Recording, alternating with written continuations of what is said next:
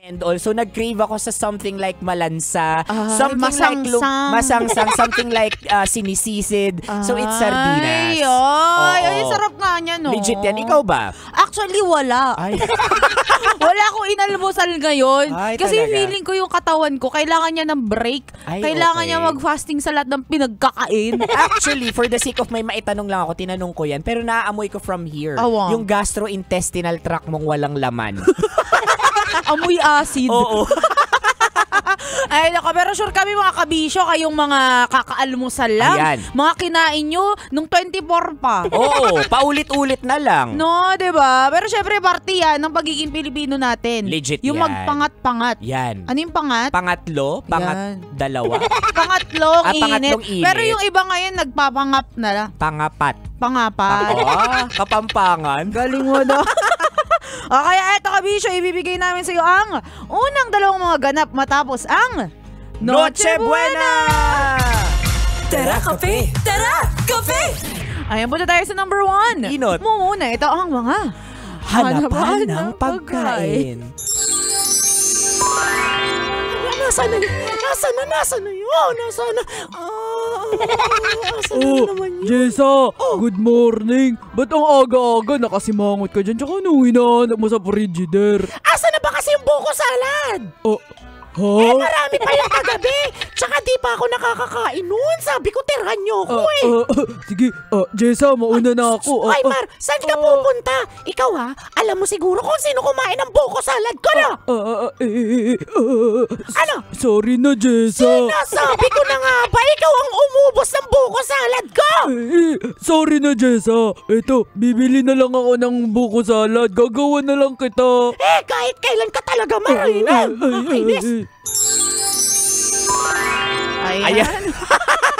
Pero bakit gano'n? No? Nagkakahanapan ng buko salad, ng cake, ng mga dessert. Alam mo bakit? Bakit? Kasi syempre kapag mismong gabi ng Noche Buena, ang dami mong nakikita. Oo. So hindi mo lahat nakakain. Ay, legit Ngayon, yan. naggawa ka na ng to-do list sa utak mo na sa 26 yung buko salad kakainin ko. Sa Oo. 27 yung ube. Oo. Kaya ang laki ng disappointment mo kapag Hindi mo siya nakain.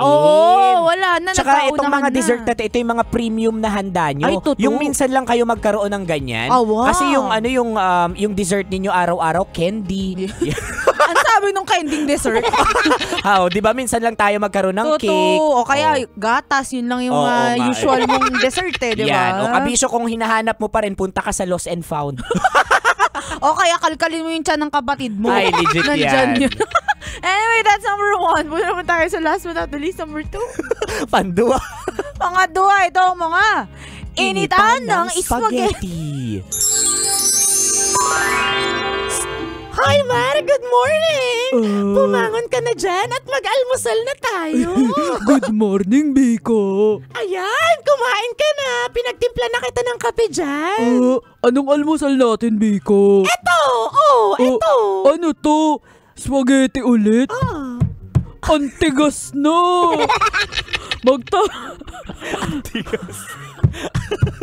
Magtatatlong araw na tayo puro spaghetti, Biko. Simula almusal hanggang midnight snack, hollow blocks, no? Huwag ka na magreklamo, Biko. Okay na yan. Yung buko salad, pwede na bang kainin? Mar, tigilan mo ako. Ubusin muna natin tong spaghetti na to. 50 kilos to. Bago yung buko salad sa freezer.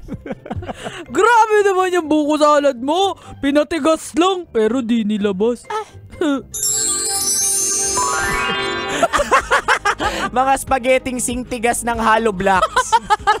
Yung kapag chinek nyo yung freezer mo, puro spaghetti. Oo nga, paano ba naman? Ang spaghetti kahit foreign food ito, parte na to ng buhay natin kasi mahaba 'Di ba pampahaba daw ng buhay, tsaka pampahaba ng relasyon ng pamilya. Totoo. Kaya good luck mga kabisyo sa mga matitigas na spaghetti dyan. Hiwain nyo lang ng ayos. Basta hindi pa maasim-asim. Oo, kainin nyo yan. Totoo. Tsaka dito natin malalaman kung sino yung mga may matitibay na sikmura. Ay, oo. Diba? Nakwento mo nga sa akin dati, diba? Kumakain ka sa kondo mo dati ng maasim na carbonara. Oo. Diba? Yung 2 weeks nang nasa rin. Pero at least ngayon, buhay ka pa rin. Totoo, diba? At least natawid mo yung gutom mo. Ay, naku, anyway, kabisyo, kung di mo naabutan ng pag-uusapan namin ito at gusto mong ipa-shoutout yung nanay mong hindi na nagluto simula nung 24. Init-init na lang.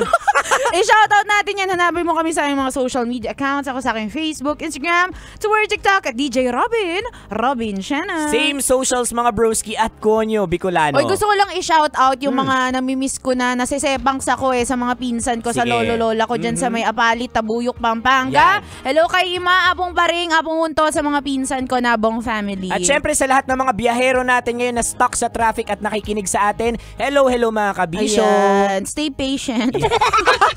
O siya, kabisyo!